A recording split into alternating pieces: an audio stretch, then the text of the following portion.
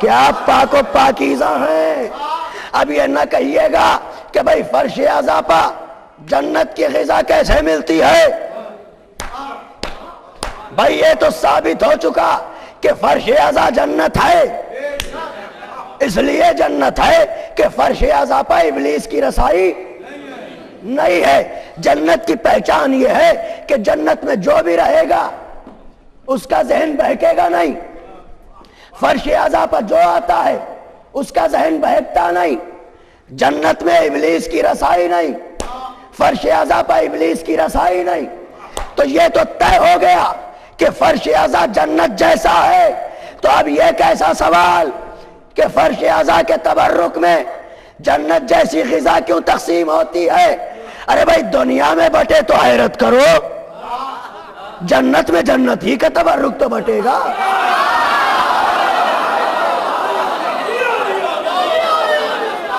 اور کہاں کا تبرک بٹے گا؟ جنت میں اگر جنت کا تبرک نہ تقسیم ہوگا تو اور کہاں کا تبرک تقسیم ہوگا؟ اللہ اکبر. ذرا غور کریں آپ ایک لمحے کے لیے, یہ فرش اعضا کیا ہے جہاں آپ آن کے بیٹھتے ہیں؟ فرش اعضا کی بلندی کیا ہے جہاں پہ آپ آن کے بیٹھتے ہیں؟ حضرت توفیق دیں انشاءاللہ کچھ اہم باتیں ہیں جو آپ کی خدمت میں عرض کرنا ہے. ہمیں عظمت فرش اعضا کو سمجھنا چاہیے, ہمیں اہمیت فرش اعضا کو سمجھنا چاہیے. یہ وہ امانت ہے جسے کلیجے سے لگا کے رکھنا چاہیے. ہمیشہ اس سے خبردار رہیے.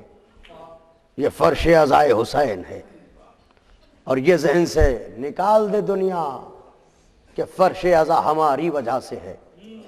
نہیں, ہم ہیں فرش اعضا کی وجہ سے. جس وقت پوری دنیا بے امان ہوتی ہے, ہائے, جس وقت پوری دنیا بے امان ہوتی ہے اس وقت بھی فرش اعضا پان کے ہم امان میں رہتے ہیں. یہ ہے فرش اعضاء حسین. اور پھر یاد رکھیے گا فرش اعضا آسمان پر نہیں لے جایا جاتا کہ فرشتے بھی سنیں گے چلو.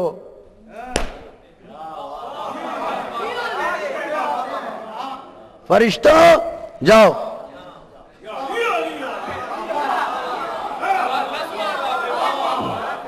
جاؤ جاؤ وہاں جاؤ, وہ دیکھو جن کی جوتیوں کے صدقے میں ہر بلندی ہے وہ بیٹھے ہیں وہاں. جاؤ جاؤ فرش اعضا پہ جاؤ. بھئی یہ فرش اعضا آسمان پہ کیوں نہیں جاتا؟ فرشتوں کو بھیجنے کی کیا ضرورت ہے؟ توجہ چاہ رہا ہوں. فرش اعضا وہیں جائے, فرشتے یہاں کیوں آئیں گے کہ بھئی کمال کر رہے ہیں. ہمیشہ کوئی بھی شے وہاں شفٹ کی جاتی ہے جو پہلی جگہ سے زیادہ بلند ہو. آپ نے توجہ ہی نہیں فرمائی میں کیا عرض کر رہا ہوں. اگر آسمان اس فرش اعضا سے زیادہ بلند ہوتا تو یہ فرش اعضا وہاں بھیج دیا جاتا. فرشتوں کا فرش اعضا پہ آنا اس بات کی دلیل ہے کہ فرشتے بلندی سے اتر نہیں رہے ہیں, بلندی سے مزید بلندی کی طرف جا رہے ہیں. یہ ہے فرش اعضاء حسین. اب اس فرش اعضا کی اہمیت کو کیا سمجھے گی دنیا؟ فرش اعضا سے نفرت کا مطلب پاکیزہ جگہ سے نفرت, محترم جگہوں سے نفرت.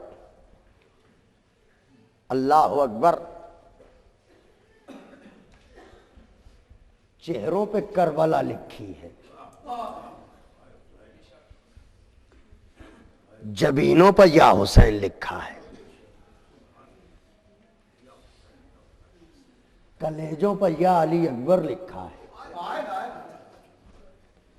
حلقوم پر علی اصغر لکھا ہے, اور بازوؤں پر عباس لکھا ہے.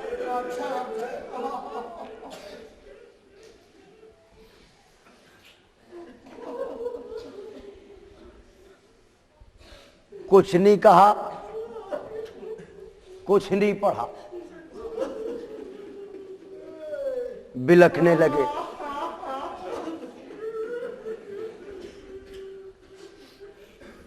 ہاں ہاں عزادارو، ابھی کھڑے تھے آپ جہاں پر بیٹھے ہیں وہاں کانٹے تو نہیں ہیں؟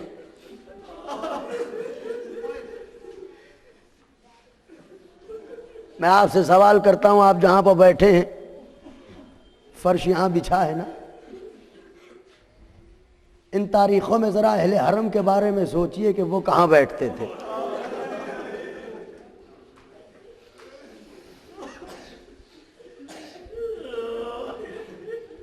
سفر ہے، آوازیں بلند ہو گئی، خدا کسی غم میں نہ رلائے سوائے غم مظلوم کربلا کے۔ اتنے دکھے ہوئے دل ہیں کربلا والوں کے، مادر حسین کا دل اس قدر دکھا ہوا ہے کہ دنیا کے کسی کونے میں بھی کوئی پرسہ دینے والا ہو، رومال لے کے مادر حسین چلی جاتی ہے۔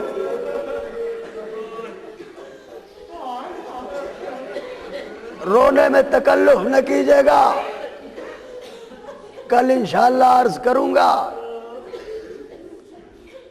اجرکم علی اللہ، خدا کسی غم میں نہ رلائے سوائے غم مظلوم کربلا کے۔ آج میں چچا اور بھتیجی کی مصیبتیں بیان کرنا چاہتا ہوں۔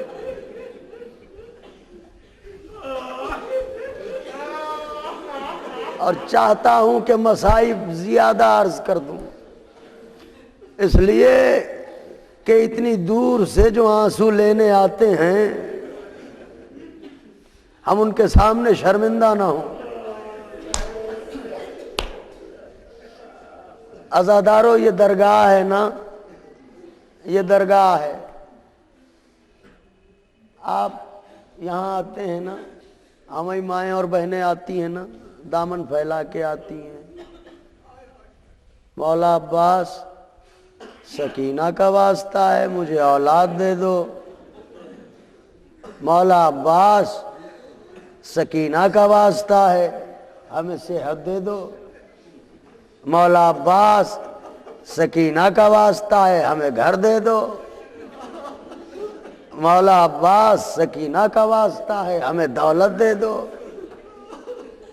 جس کی جو ضرورت ہوئی وہ آیا اور ادھر پہنچا، اور ادھر کا سکینہ کا واسطہ، سکینہ کا واسطہ، سکینہ کا واسطہ، سکینہ کا واسطہ۔ مگر ہائے، چچا بھی اپنی بھتیجی کو جانے کتنا چاہتا ہے کہ ادھر سکینہ کا نام آیا، اولاد لے جا، دولت لے جا، گھر لے جا۔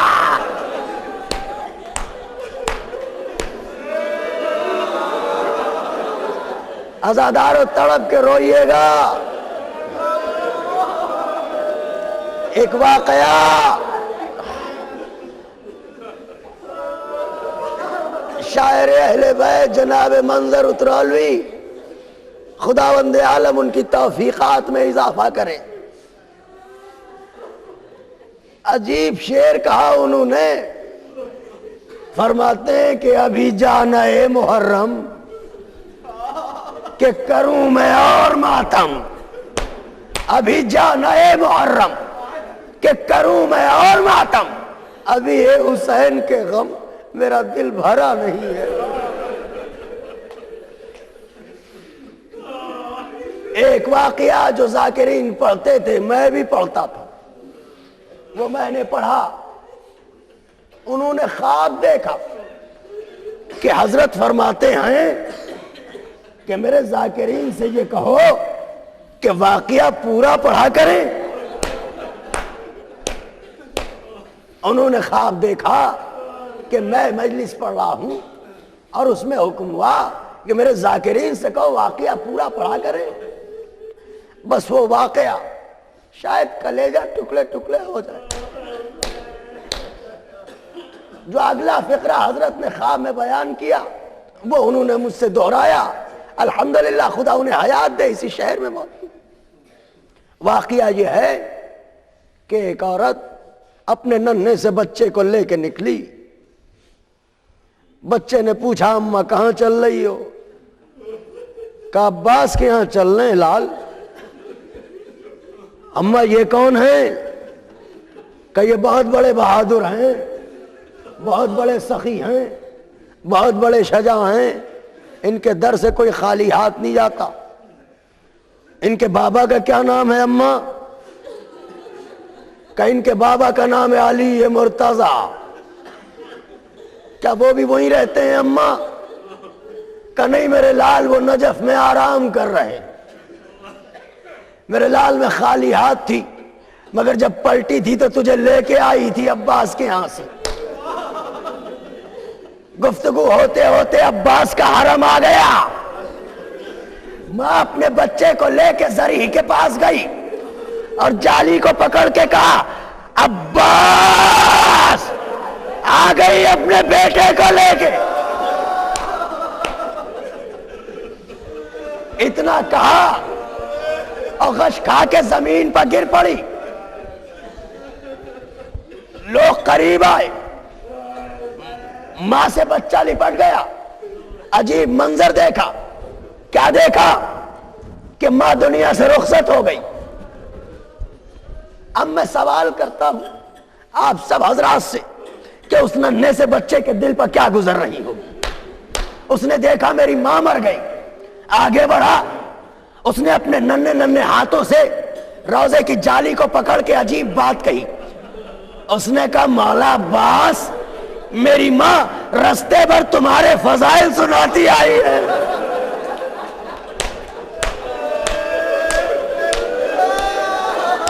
اور میری ماں نے یہ بھی بتایا ہے کہ جو بھی آتا ہے خالی ہاتھ نہیں جاتا، مجھے بھی میری ماں کو زندہ کر کے واپس کرو۔ روتا رہا، تڑپتا رہا، بلکتا رہا، بے قرار رہا، مگر ماں زندہ نہ ہوئی۔ عزادارو، لوگ آگے بڑھے، لوگوں نے کہا یہ تو روئے گا، یہ تو تڑپے گا، یہ تو پریشان ہوگا، ایسا کرو اب میت کو دفنا دو۔ جب اس نے دیکھا کہ اب میری ماں کو دفن کر دیا جائے گا تو ایک مرتبہ اٹھا اور کہا مجھ پر اتنا احسان کر دو کہ کچھ دیر انتظار کر لو، میں کہیں جا رہا ہوں، میں آ جاؤں پلٹ کے تو میری ماں کو دفن کر دینا۔ یہ کہہ کے حرم عباس سے نکلا اور ایک سمت کو دوڑتا ہوا چلا۔ ابھی کچھ دور گیا تھا کہ کیا دیکھا؟ سامنے سے ایک نقاب پوش سوار آ رہا ہے۔ سوار بچے کے آگے آ کے رک گیا۔ بچے نے ننھے ننھے ہاتھ جوڑے، کہے سوار میرا رستہ چھوڑ دے، مجھے جانے دے، میری دنیا لٹ گئی، میرا رستہ نہ روک۔ سوار نے کہا کہاں جاتا ہے؟ کہ مجھے جانے دے، میری دنیا اجڑ گئی۔ کہ کیا ہوا؟ کہ میری ماں مجھے عباس کے ہاں لے کے آئی تھی، میری ماں مر گئی، مجھے جانے دے۔ تو کہا ادھر کہاں جاتا ہے؟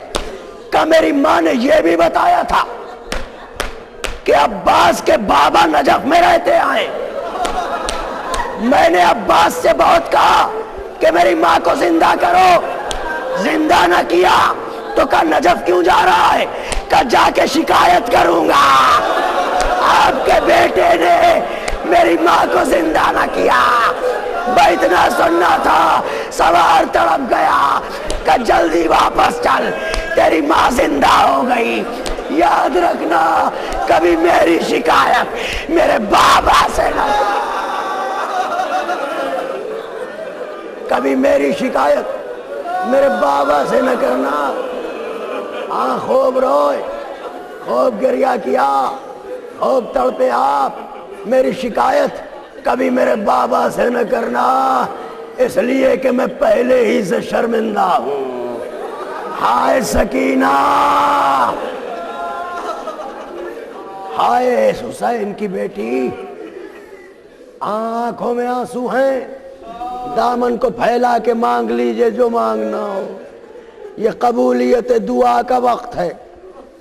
ایک روایت پڑھ کے، یہ چچا کا ذکر تھا، بھتیجی کے لیے ایک روایت پڑھ کے مجلس کو تمام کرتا ہوں۔ روایت بڑی عجیب ہے، خدا نہ کرے پردیس میں کسی کا بچہ چھوٹ جائے، خدا نہ کرے سفر میں کسی کا بچہ بچھڑ جائے، اس کے دل سے پوچھئے جس کا بچہ تھوڑی دیر کے لیے بچھڑ جاتا ہے۔ حسین کی ایک امانت ہے جسے سکینہ کہتے ہیں۔ وقت آخر حسین نے زینب سے وصیت کی ہے، زینب میری سکینہ کا خیال رکھنا۔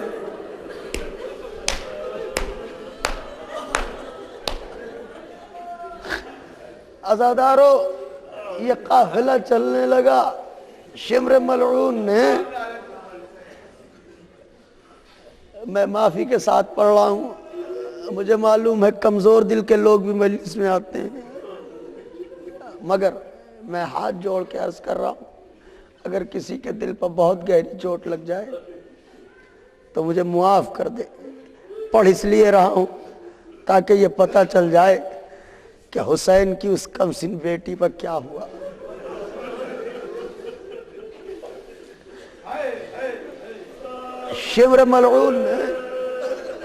شمر ملعون نے کہا کہ میں نے سنا ہے حسین کی کوئی چہیتی بیٹی بھی ہے۔ ظالموں نے کہا ہے، کہ کیا نام ہے؟ کہ سکینہ۔ کہ کہاں ہے وہ؟ کہ وہ اپنی پھوپھی کے ساتھ ہے، اپنی پھوپھی کے ساتھ اٹھ پائے۔ شمر ملعون کہتا ہے اسے بلا لاؤ۔ کیا مر جانے کے لیے یہ کافی نہیں ہے کہ غلام زادہ شہزادی کے لیے کہے بلا لاؤ؟ نوجوانوں، مر جانے کے لیے یہی کافی ہے۔ حسین کی ننھی سی بیٹی سہمی ہوئی، کانوں کی لمیں پھٹی ہوئی، ننھے ننھے بالوں سے چہرے کو چھپائے ہوئے، رخساروں پر تماچوں کے نشان ہوئے ہوئے، کرتے کا دامن جلا ہوا، پھوپھی کی گود سے سکینہ کو چھینا گیا۔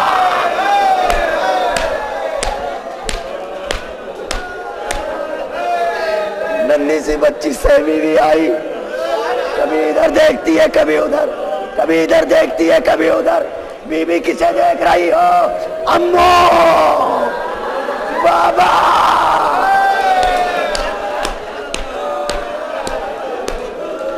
آئی سہمی ہوئی بچی کھڑی ہو گئی، تڑپ کے رو لیجیے عزادارو، سہمی ہوئی بچی کھڑی ہو گئی۔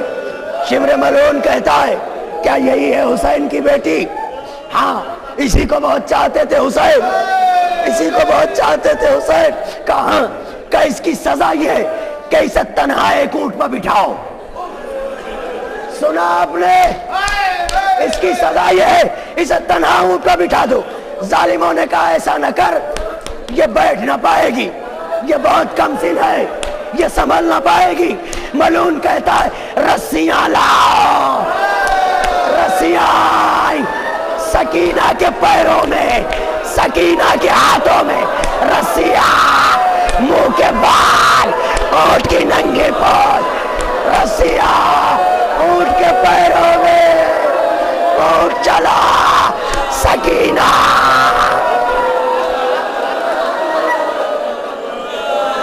جیسے جیسے اونٹ چلتا تھا، سکینہ، سکینہ، بی بی، بی بی، سکینہ، اے بی بی، سکینہ، منہ کے بل، اونٹ کی برہنہ پشت پر سکینہ کو رسی سے جکڑ کے لٹال دیا گیا۔ عزادارو، اونٹ چلتے ہوئے دیکھے ہیں نا، اونٹ چلتے ہوئے دیکھے ہیں نا، جب اونٹ چلتا ہے تو اونٹ کی پشت کبھی آگے کبھی پیچھے، کبھی آگے کبھی پیچھے، کبھی آگے کبھی پیچھے رسی سے جکڑی ہوئی ہے حسین کی بیٹی۔ جیسے جیسے اونٹ چلتا ہے سکینہ کا سینہ اونٹ کی پشت سے چھلے۔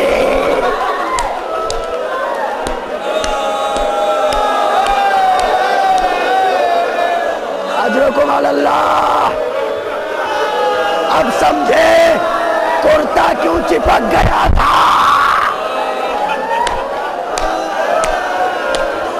خوب روئے، خوب گریہ کیا، خوب توڑ گیا آزادارو. لیجئے قافلہ چلا، قافلہ چلا آزادارو، چلا قافلہ. آگے آگے نیزوں پر شہیدوں کے سر، پیچھے پیچھے میرا بیمار امام، ہاتھوں میں ہتھکڑیاں، پیروں میں بیڑیاں، کمر میں لنگر، گلے میں توق، دل میں 72 کے داغ، ماں بہنوں کی بیردائی کا صدمہ. ایسے چل رہا ہے میرا بیمار امام. ایک ایک نیزے پا ایک ایک شہید کا سر، سوائے ایک سر کے.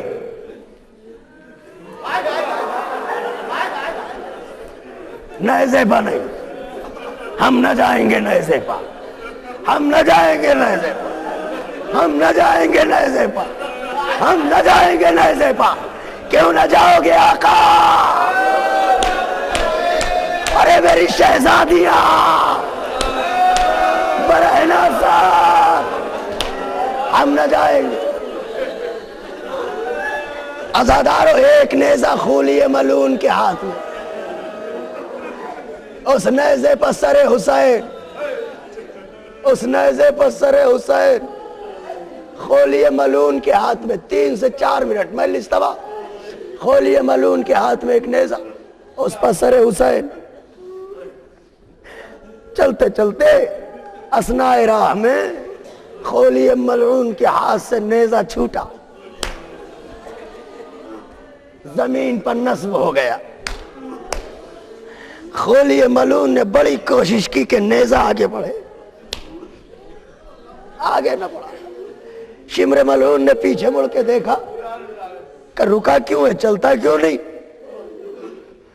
کہ کیسے چلو حسین، چلنے نہیں دیتے. کہ کیا ہوا؟ کہ نیزہ آگے نہیں بڑھ رہا ہے. شمر ملعون نے کہا اچھا، سر حسین کی طرف دیکھا اور کہا آگے نہیں بڑھو گے.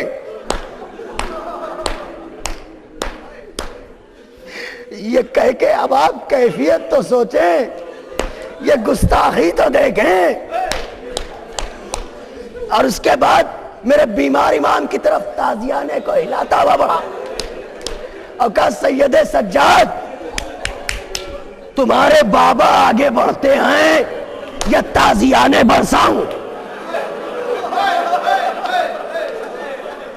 بھائی اتنا سننا تھا. میرے بیمار امام نے بابا کی طرف دیکھا. بابا اب درے نہیں کھائے جاتے، بابا بابا اب درے نہیں کھائے جاتے. بابا آگے کیوں نہیں چلتے؟ بتاؤ بتاؤ میرے بابا. سر حسین سے آواز آئی، آنکھوں سے آنسو. اے میرے لال، کیسے آگے بڑھوں؟ میرے سینے پر سونے والی سکینہ قافلے سے بچھڑ گئی ہے، میں کیسے آگے بڑھوں؟ سکینہ قافلے سے بچھڑ گئی. اجرکم علی اللہ. لیجئے زینب کو معلوم ہوا سکینہ بچھڑ گئی ہے. میری ماں اور بہنوں، کلیجے کو تھام لیجئے گا، گودیوں کے بچوں سے خبردار ہو جائیے گا. کیا آواز آئی؟ میری سکینہ، میرے سینے پر سونے والی بچھڑ گئی. جیسے ہی زینب نے سکینہ کا نام سنا، بے قرار ہو کے بی بی چلی. میں ایک سوال کرنا چاہتا ہوں، مولا کا واسطہ دیکھیں. یہ بتائیے کیا زینب جیسی دکھیا بی بی سے چلا جاتا ہوگا؟ جو بی بی بیٹھ کے نماز ادا کرے اس بی بی سے چلا جاتا ہوگا. مگر سکینہ کا نام سنتے ہی بی بی بڑے تیز قدموں سے چلی اور یہ کہتی بھی چلی، سکینہ سکینہ بیٹی، سکینہ آ جاؤ آ جاؤ. کہاں ہو سکینہ؟ آواز دو سکینہ. کہاں ہو سکینہ؟ آواز دو سکینہ۔ زینب جیسے ہی بے قرار ہو کے سکینہ کو بلا رہی ہیں جیسے مقتل میں حسین علی اکبر کو بلا رہے تھے، اکبر میرے لال میرے لال۔ سکینہ آواز دو بیٹی، آواز دو سکینہ کہاں ہو؟ آواز دو سکینہ کہاں ہو؟ بڑھتی چلی گئی، بڑھتی چلی گئی، بڑھتی چلی گئی۔ سرکار روح الملت نے ایک عجیب روایت پڑھی، کہتے ہیں کہ ہلکی ہلکی سی روشنی چھا رہی تھی، اتنی روشنی تھی کہ اگر فاصلے پر کوئی ہو تو اسے دیکھ لیا جائے۔ بی بی نے دیکھا، ایسا لگا جیسے کچھ فاصلے پہ کوئی بیٹھا ہوا ہے، اور آگے بڑھی،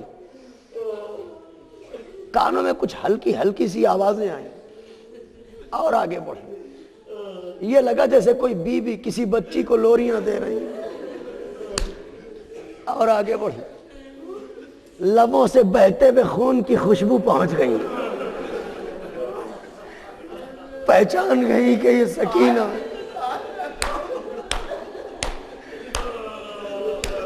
زینب آگے بڑھی، آواز دی، بی بی یہ میری سکینہ ہے، بی بی ہم مسافر ہیں، بی بی ہمیں لوٹا گیا، اے بی بی ایک بات بتائیں، ہم نے جس دن سے مدینہ چھوڑا ہے بی بی کوئی ہم سے محبت کرنے والا نہیں ملا، بی بی ہم اہل بیت سے تعلق رکھتے ہیں، اے بی بی تم نے بڑا احسان کیا لیکن اس عالم غربت میں بدلہ کیا دیں، بی بی کم سے کم اپنا نام بتا دو تاکہ ہم شکریہ ادا کر دیں، ہم شکریہ ادا کر دیں۔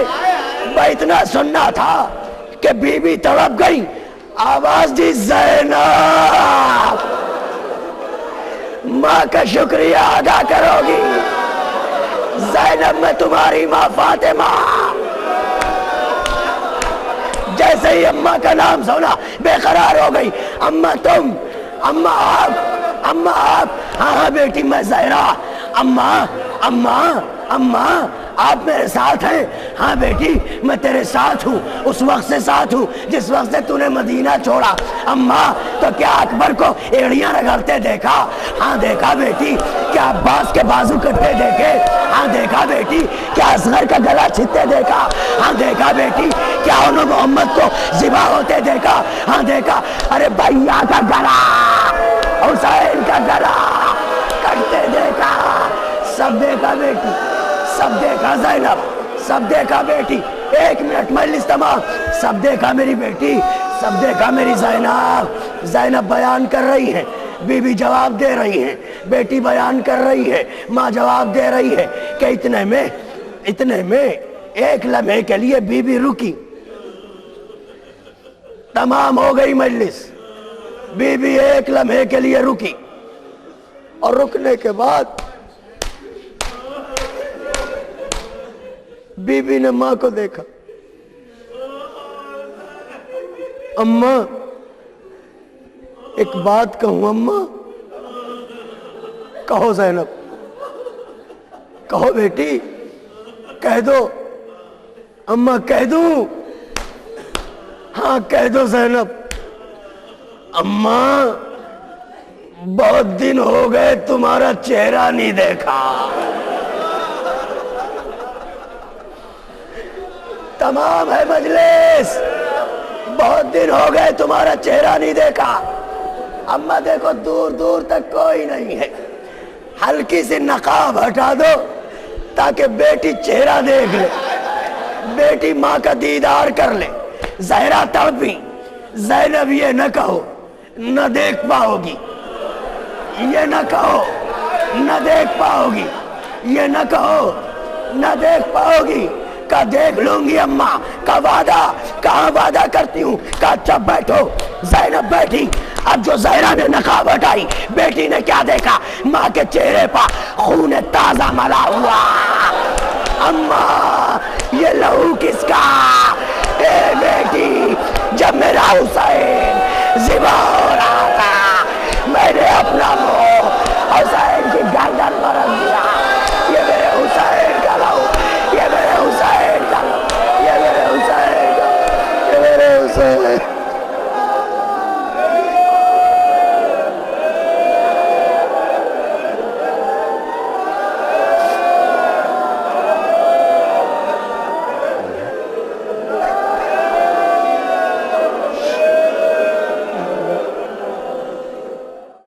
نوحے مجالس مرثیہ و دیگر اسلامی پروگرام کے لیے رابطہ فرمائیں. گراف ایجنسی، ہمارا پتہ 390/54 رستم نگر، نئی پانی کی ٹنکی، کشمیری محلہ، لکھنؤ. موبائل 98391 28498 9335 765 931.